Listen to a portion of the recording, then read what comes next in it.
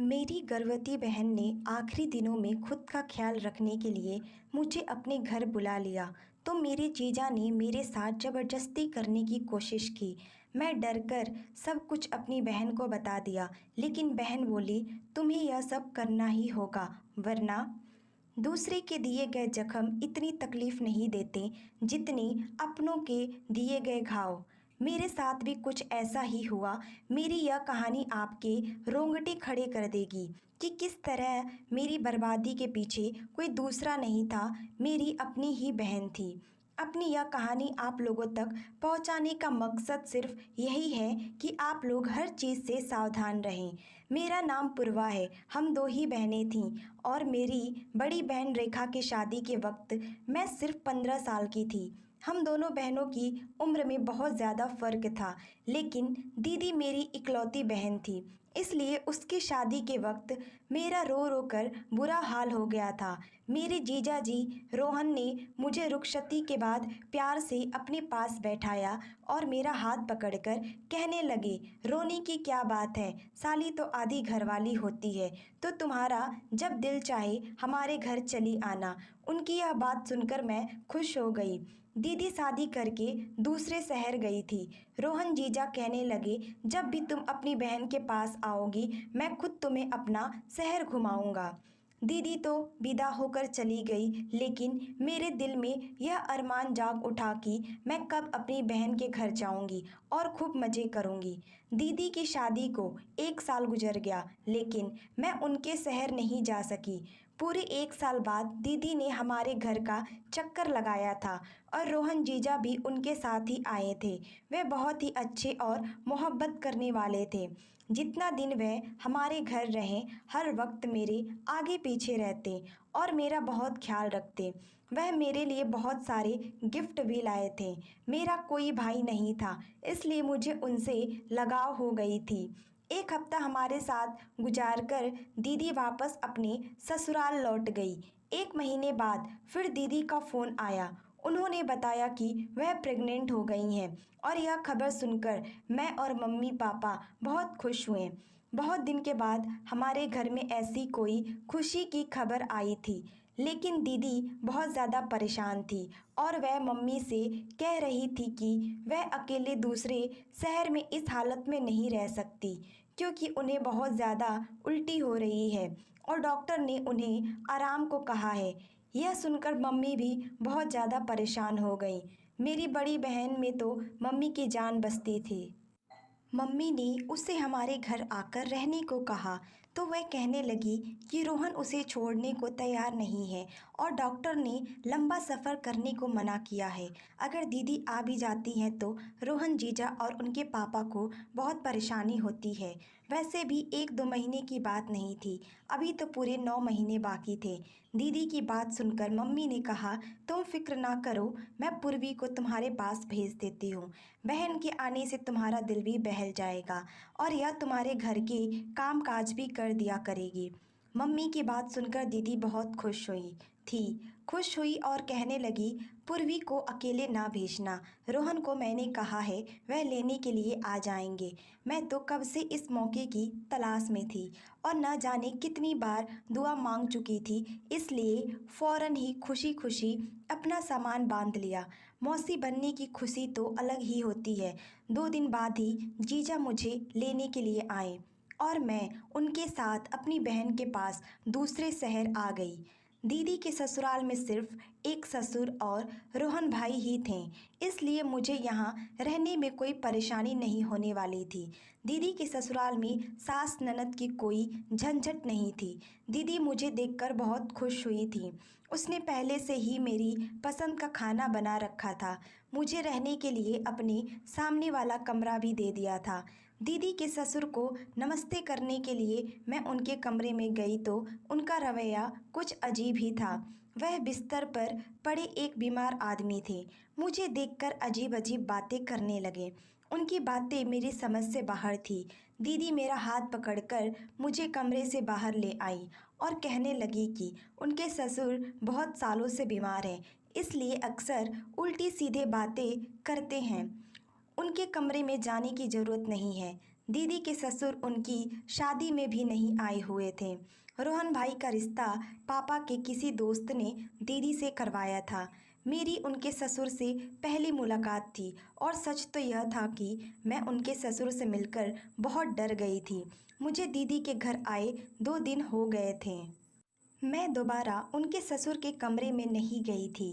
रोहन भाई ने मेरा बहुत ख्याल रख रहे थे और दीदी की तबीयत ठीक ना होने की वजह से वह ज़्यादातर बिस्तर पर लेटी रहती थी। सारा घर मैंने संभाल लिया था, लेकिन फिर एक दिन कुछ ऐसा हुआ कि मेरे रोंगटे खड़े हो गए। रात के खाने के बाद किचन साफ करके मैं अपने कमरे में आई तो मैंने सोचा कि नहा धोकर सोती हूँ। गर्मी बहुत ज़्यादा थी और मैं पसीना पसीना हो गई थी। मैं नहाने के लिए अपने कमरे के वॉशरूम में गई तो कुछ ही देर में मुझे ऐसा महसूस हुआ जैसे कोई मुझे देख रहा हो। शुरू शुरू में मुझे लगा कि मेरा वहम है, लेकिन अचानक ही मेरी नज़र रोशनदान पर पड़ी तो मेरे होश उड़ गए। वहाँ कोई साया सा मुझे नज़र आया था और मुझे यकीन हो गया था कि कोई चुप चुप कर मुझे देख रहा था। यह बात मेरे होश उड़ा देने के लिए काफ़ी थी। मैं जल्दी से अपना कपड़ा पहनी और भागती हुई कमरे से बाहर निकली। दीदी के कमरे में पहुंची तो वहां दीदी और जीजा आराम से एक साथ लेटे थे। मैं अपनी जल्दबाजी में कमरे का दरवाज़ा लगाना भी भूल गई थी और अब उन दोनों को एक साथ देखकर मुझे शर्मिंदगी का एहसास हो रहा था। जीजा उठकर बैठ गए, कहने लगे, अंदर आ जाओ पूर्वी, दरवाजे पर क्यों रुक गई हो। मुझे समझ में नहीं आया कि मुझे क्या करना चाहिए। मैं उन्हें कैसे बताती कि रोशनदान पर मुझे किसी का साया महसूस हुआ है। मैं यूं ही बात बना दी कि मैं दीदी से दूध का पूछने के लिए आई थी। दीदी कहने लगी, तुम जाकर आराम करो, अब बाकी जो भी काम होंगे मैं रोहन से कह दूंगी। मैं अपने कमरे में वापस आने लगी तो मेरी नज़र दीदी के ससुर पर पड़ी, जो बाहर लॉन से वापस लौटकर अपने कमरे में जा रहे थे। मुझे बहुत अजीब सी नज़रों से देखते हुए कहने लगे, तुम बहुत खूबसूरत और मासूम हो, अपना ख्याल रखा करो, किसी पर आंख बंद कर विश्वास मत करना। उनकी यह बात सुनकर मुझे गुस्सा आ गया। मैं सोच भी नहीं सकती थी कि वह मुझे इस तरह की कोई बात कह सकते हैं। मैं घबराकर फौरन अपने कमरे में चली गई और सारी रात यूं ही जागते जागते गुजार दी। दीदी ने तो कहा था कि उनके ससुर बीमार हैं और वह कमरे से नहीं निकलते, तो फिर वह इतनी रात को लॉन में क्या कर रहे थे। यह बात बहुत ही अजीब थी। मुझे बहुत ही ज़्यादा बेचैनी हो रही थी। रोशनदान पर जो था वह मेरा वहम था या हकीकत। कोई मुझे देख रहा था, कहीं वह दीदी के ससुर तो नहीं थे। इस सवाल ने मुझे परेशान कर दिया था। मेरी सारी रात आंखों ही आंखों में गुजर गई थी। अगले दिन सुबह जीजा ऑफिस से जाते हुए कहने लगे, पूर्वी, मैं शाम को जल्दी आ जाऊंगा और तुम्हें शॉपिंग के लिए बाहर ले जाऊंगा, तुम शाम को तैयार रहना। यह कहते कहते अचानक ही करीब आकर उन्होंने मेरे गाल पर हाथ फेरा और ऑफिस के लिए निकल गए। उनके अंदाज पर मैं चौंक गई। दीदी भी पीछे ही खड़ी थी। कहने लगी, रोहन तुमसे बहुत मोहब्बत करते हैं, तुम भी उनका ख्याल रखने की कोशिश किया करो, क्योंकि आजकल मैं उनका ख्याल नहीं रख पा रही हूँ, वह बहुत ज़्यादा थक जाते हैं। दीदी की बात सुनकर मैंने कहा, आप फिक्र ना करें, मैं रोहन भाई का ख्याल रखूँगी। शाम को मैं अच्छी तरह तैयार हो गई तो रोहन भाई मुझे शॉपिंग के लिए ले गए। उन्होंने दीदी से कहीं ज़्यादा मेरे लिए शॉपिंग कर ली थी। मैं बहुत खुश थी, लेकिन मुझे क्या मालूम था कि मेरी यह खुशी बस कुछ ही दिनों की मेहमान है। उस रात मुझे किसी ने ज़ोर से धक्का दिया। मैं बहुत डर गई। मुझे इस धक्के की उम्मीद नहीं थी।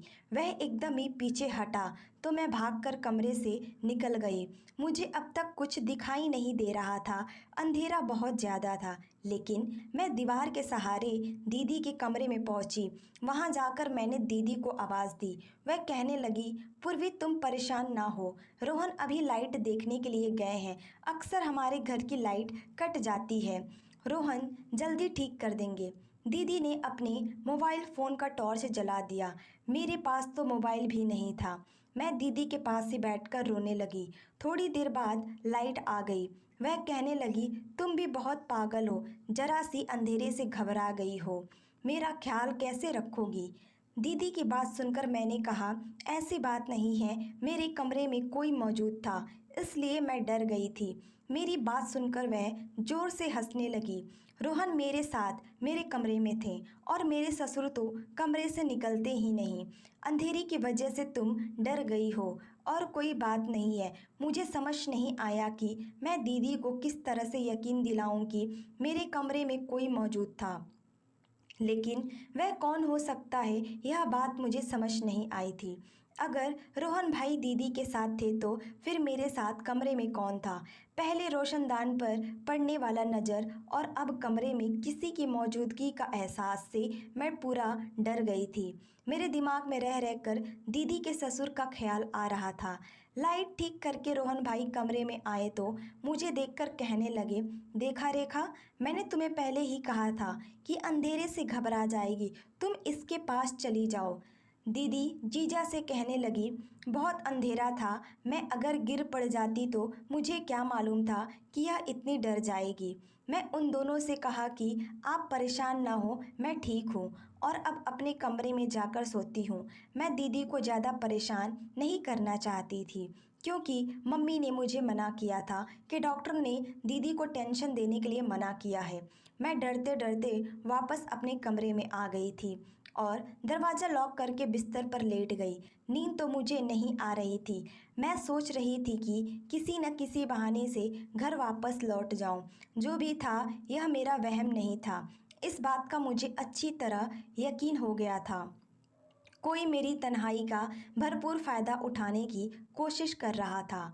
अगले दिन रोहन भाई किसी काम से थोड़ी देर के लिए दोपहर के वक्त ऑफिस से घर लौट कर आए। उस वक्त दीदी दवाई खाकर अपने कमरे में गहरी नींद सो रही थी और मैं किचन में खाने की तैयारी कर रही थी। रोहन भाई किचन में ही चले आए और मुझे पीछे से पकड़कर अपनी बाहों में जकड़ लिया। मुझे उनसे इस व्यवहार की बिल्कुल भी उम्मीद नहीं थी। मैं हड़बड़ कर खुद को उनसे छुड़वाने की कोशिश करने लगी। मेरी आवाज़ मेरे गले में ही दम तोड़ गई थी और मैं कुछ कह भी नहीं सकी थी। मगर रोहन भाई ने तो मुझे छोड़ने के बजाय और कस के पकड़ लिया और कहने लगी, तुम इतनी खूबसूरत हो, तुमसे नज़र हटाने को दिल नहीं करता। बहुत मुश्किल से मैंने खुद को उनसे छुड़वाया और किचन से बाहर भागने लगी तो रोहन भाई कहने लगे कि तुम नहाते हुए भी बहुत खूबसूरत लग रही थी। मेरे मोबाइल में तुम्हारी वीडियो है। जीजा के यह शब्द से मेरी सांस रुक गई थी। मैं सोच भी नहीं सकती थी कि वह इस कदर घटिया इंसान होंगे। मैंने रोते हुए जीजा की तरफ देखा तो वे कहने लगे, मैं बस प्यार मोहब्बत की बात करना चाहता हूँ। जैसे ही जीजा ने मेरी तरफ कदम बढ़ाया, मैं भागते हुए अपने कमरे में चली गई और खुद को लॉक कर लिया। मैं डर से काँप रही थी। मैंने जीजा का जो रूप आज देखा था, उससे पहले कभी नहीं देखा था। मैं तो उन्हें भाई की तरह समझती थी, लेकिन वह तो मेरी इज्जत के दुश्मन निकले थे। पता नहीं कैसे कब उनकी नज़र मुझ पर थी और मैंने गौर भी नहीं किया था। रोहन भाई बस कुछ वक्त के लिए ऑफिस से घर आए थे, इसलिए वह वापस चले गए थे और मैंने सोच लिया कि अब मैं एक पल भी यहाँ नहीं रुकने वाली। शाम के वक्त जब दीदी अपने कमरे से उठकर मेरे पास आई तो उस वक्त तक मेरी आंखें रो रो कर सूज चुकी थीं। वह परेशानी से पूछने लगी कि क्या हुआ है, किस बात से तुम इतना रो रही हो। मैंने दीदी से सच छुपाया, क्योंकि उनकी हालत ऐसी नहीं थी कि मैं जीजा के बारे में इतनी बड़ी बात बताऊं। मैंने रोते हुए कह दिया कि मुझे मम्मी पापा की बहुत याद आ रही है और मैं घर वापस जाना चाहती हूँ। मेरी बात सुनकर दीदी ने मुझे गले से लगाया और कहने लगी, इतनी जरा सी बात पर तुमने रो रो कर आंखें सुजा ली है। तुम फिक्र ना करो, शाम में ही मैं रोहन के साथ तुम्हें वापस भेज देती हूँ। जीजा के साथ एक शहर से दूसरे शहर सफ़र का सोचकर मेरे रोंगटे खड़े हो गए थे। मैंने दीदी से कहा कि पापा मुझे लेने के लिए आएंगे, मैं पापा के साथ जाऊंगी। दीदी कहने लगी, ठीक है, अच्छी बात है, इस तरह मैं भी पापा से मुलाकात कर लूँगी। दीदी की बात सुनकर मैं खुश हो गई और दीदी जैसे मेरे पास से उठकर अपने कमरे में गई तो उनकी ज़ोरदार चीख की आवाज़ आई। मैं फ़ौरन दीदी के कमरे की तरफ भागी तो यह देखकर मेरे होश उड़ गए कि दीदी बिस्तर के पास गिरी हुई थी और अपना पेट पकड़कर ज़ोर ज़ोर से चीख रही थी। मैंने दीदी को उठाकर बिस्तर पर लेटाया और बहुत देर तक उनके पास बैठी रही। उनकी हालत मुझे बिल्कुल भी ठीक नहीं लग रही थी। मैंने दीदी से कहा कि डॉक्टर के पास चलते हैं, लेकिन उन्होंने साफ मना कर दिया और मेरा हाथ पकड़कर कहने लगी, पूर्वी, तुम मुझे छोड़कर ना जाओ। मैं इस हालत में अकेले नहीं रह सकती। आज तो तुम थी जो आकर मुझे उठाया और मेरा ख्याल किया है, लेकिन तुम्हारे जाने के बाद अगर ऐसा कुछ हुआ तो मैं और मेरा बच्चा ऐसे ही मर जाएंगे। दीदी की बात सुनकर मैं परेशान हो गई। बहुत मजबूरी से मैंने कुछ दिन रुकने का फैसला किया और दीदी से कहा कि आप बिल्कुल फ़िक्र ना करें, मैं आपके साथ ही हूँ। मेरी बात सुनकर दीदी बहुत खुश हुई थी और मुझे गले से लगा लिया। जीजा भी वापस आ गए थे। दीदी ने उन्हें भी बताया कि गिरने की वजह से मेरी तबीयत बहुत ख़राब हो गई थी। यह सुनकर रोहन भाई भी परेशान हो गए और मुझे कहने लगे कि अपने दीदी के लिए जूस बनाकर ले आओ। मैं किचन में जाकर अनार का जूस बना रही थी कि एक बार फिर रोहन भाई किचन में आ गए और मेरे साथ ज़बरदस्ती करने लगे। मैंने रोहन भाई को धक्का दिया और गुस्से में कहा कि आपको शर्म नहीं आती है? आपकी पत्नी की हालत इतनी ख़राब है और आप अपनी साली के साथ ऐसी हरकतें कर रहे हैं। जीजा को मेरी बात का कोई असर ना हुआ और वह मेरे साथ ज़ोर ज़बरदस्ती करने लगे। मैं ज़ोर ज़ोर से चीखने लगी थी। मेरी आवाज़ पर दीदी आ गईं। मैं इस कदर घबराई हुई थी कि दीदी की तबीयत का सोचे बिना ही मैंने उन्हें जीजा का सारा सच बता दिया। दीदी ने एक नज़र मुझ पर डाली और दूसरी नज़र जीजा पर और कहने लगी कि तुम कैसे मर्द हो जो एक 16 साल की लड़की को भी काबू नहीं कर सकते। इसने पिछले एक हफ्ते से ही तुम्हें अकेले नचाया हुआ है और तुम अभी तक कुछ नहीं कर पाए। दीदी की बात सुनकर मेरे कदमों तले से ज़मीन निकल गई थी। मैंने हैरानी से दीदी से पूछा कि यह आप क्या कह रही हैं? दीदी के चेहरे पर एक अजीब सी मुस्कुराहट आई और वह मेरा हाथ पकड़कर मुझे अपने साथ अपने कमरे में ले गए। मैं हैरत से दीदी को देख रही थी। दीदी ने मुझे अपने पास बैठाया और मेरे बालों में हाथ फेरकर कहने लगे, देखो पूर्वी, मेरी बात गौर से सुनो। मैं रोहन का सारा सच जानती हूँ, लेकिन जो कुछ रोहन तुमसे चाहता है वह तुम्हें करना ही होगा।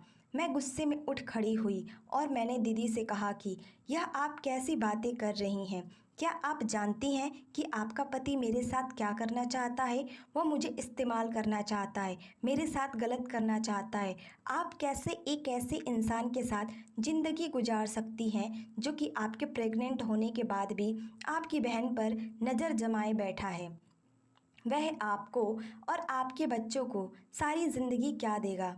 मेरी बात सुनकर दीदी कहने लगी, तुम्हें रोहन के साथ वह सब कुछ करना ही होगा जो वह तुमसे चाहता है, वरना वह कभी बाप नहीं बन सकेगा। दीदी की बात सुनकर मैंने कहा, आप कैसी बातें कर रही हैं? आप पेट से हैं और जीजा बाप बनने वाले हैं। नहीं, मैं माँ नहीं बन सकती। मेरी बात सुनो, तुम्हें यहाँ बुलाया था ताकि तुम यहाँ आकर मुझे और रोहन को एक बच्चा दे सको। रोहन किसी और का बच्चा गोद नहीं लेना चाहते थे, उन्हें अपना बच्चा चाहिए था और इसके लिए मेरे पास इससे ज़्यादा आसान रास्ता नहीं था। मैं किसी औरत को अपना सौतन बनाकर नहीं लाना चाहती थी, इसलिए मैंने फैसला किया है कि मैं इस काम के लिए तुम्हें कुर्बान कर दूंगी। वैसे भी तुम मेरी सगी बहन नहीं हो। मैं रोहन से बहुत मोहब्बत करती हूँ और उसे किसी कीमत पर छोड़ना नहीं चाहती। इसलिए मैं चाहती हूँ कि तुम गर्भवती हो जाओ और मेरी और रोहन की ज़िंदगी में बच्चों की इस कमी को पूरा कर दो। मैं तो अब तक जीजा को अपना दुश्मन समझ रही थी, लेकिन मेरी बहन भी इस गंदे खेल में बराबर की हिस्सेदार थी। अपना घर बचाने की खातिर मेरी बहन ने मेरी ज़िंदगी को दांव पर लगा दिया था। मैंने अपनी बहन के हाथ आगे हाथ जोड़ दिया और उससे कहा कि मुझे घर वापस भेज दे, लेकिन मेरी बहन ने मेरी एक न मानी और रात के अंधेरे में मुझे अपने पति के कमरे में भेज दिया और मेरे पास बचने की कोई गुंजाइश नहीं थी। इसलिए मेरी बहन ने मुझे धमकी दी थी, अगर मैं उसकी बात ना मानी तो रोहन मेरे साथ ज़बरदस्ती करेंगे। उसका इल्ज़ाम भी मेरे किसी झूठे आशिक के नाम पर डाल देंगे और मैं सारी ज़िंदगी अपने मम्मी पापा को अपनी किरदार की सफाई नहीं दे सकूंगी। मैंने सोचा भी नहीं था कि कभी मेरी बहन मेरे साथ ऐसा व्यवहार करेगी। मैं जानती थी कि मेरी बहन मेरी सगी बहन नहीं है, लेकिन हमेशा मैं सगी बहन समझा था। कभी यह फ़र्क हम दोनों के बीच आएगा, यह मेरी गुमान में भी नहीं था। मेरी बहन ने मुझे खींचते हुए कमरे में धकेलने की कोशिश की तो मैं खुद को छुड़वाने के लिए शोर शराबा करने लगी। मेरी बहन के ससुर कमरे से निकल आए। उन्होंने फ़ौरन बीच में आकर मुझे मेरी बहन से छुड़वाया और मेरी बहन और अपने बेटे को धमकी दी कि अगर उन दोनों ने मेरे साथ कोई ज़बरदस्ती करने की कोशिश की तो वह पुलिस को फ़ोन कर देंगे। जीजा गुस्से में अपने पापा के साथ बदतमीज़ी करने लगे, लेकिन उनके पापा किसी भी हाल में मुझे अकेला छोड़कर पीछे ना हटे और मेरे खातिर अपने बेटे से झगड़ा करके मुझे अपने कमरे में ले आए। वह कहने लगे, बेटा मुझे पहले दिन से ही शक था कि इन दोनों की नीयत गलत है। अगर मैं तुम्हारी बहन के खिलाफ कुछ कहता तो शायद तुम कभी यकीन ना करती। अब जबकि तुम सब जान चुकी हो तो तुरंत अपने घर वापस लौट जाओ। यह दोनों इंसान नहीं बल्कि दरिंदे बन चुके हैं। शायद मुझे अपने बेटे की परवरिश में कोई कमी रह गई है, जिसकी वजह से आज यह दिन देखना पड़ रहा है। मैंने रोहन जीजा के पापा के फ़ोन से ही अपने घर फ़ोन मिलाया और अपने पापा को सारी हकीकत बता दी। अगली सुबह मेरे पापा मुझे लेने के लिए आ गए। उन्होंने मेरे बात पर दीदी से हमेशा के लिए सारे रिश्ते ख़त्म कर दिए। पापा को इस बात पर बहुत अफसोस आ रहा था कि शायद उनकी परवरिश में ही कोई कमी रह गई थी। उन्होंने सौतेली बेटी और अपनी बेटी में कभी कोई फ़र्क नहीं किया, इसलिए बेटी ने उनके प्यार का यह सिला दिया है। और मैं सोच रही थी कि मेरी कौन सी अच्छाई मेरे काम आ गई जो रोहन जैसे शैतान के पापा मेरी आवाज़ सुनकर मुझे बचाने आ गए। इस बात को कई साल गुजर गए हैं, हमारी दीदी के साथ हमारा कोई रिश्ता ना रहा, लेकिन एक बात मुझे अच्छी तरह समझ आ गई कि मेरी माँ ने मुझे दीदी के घर रहने के लिए भेजकर बहुत बड़ी गलती की थी और मैं एक गैर मर्द को अपना भाई समझकर बहुत बड़ी भूल की थी। मेरी बहन ने जो कुछ मेरे साथ किया वह बर्दाश्त से बाहर था, लेकिन आज की दुनिया में यही सब कुछ हो रहा है। इसलिए हर कोई अपनी इज्जत को बचा कर रखे, किसी पर अंधविश्वास ना करे, क्योंकि कुछ रिश्ते ऐसे होते हैं जो अपने मतलब के लिए कुछ भी कर सकते हैं। उनको किसी से कोई मतलब नहीं होता है, बस अपने प्यार से होता है। अगर आपको मेरी वीडियो पसंद आ रही है तो मेरे चैनल को लाइक शेयर एंड सब्सक्राइब करें। Thanks for watching my video.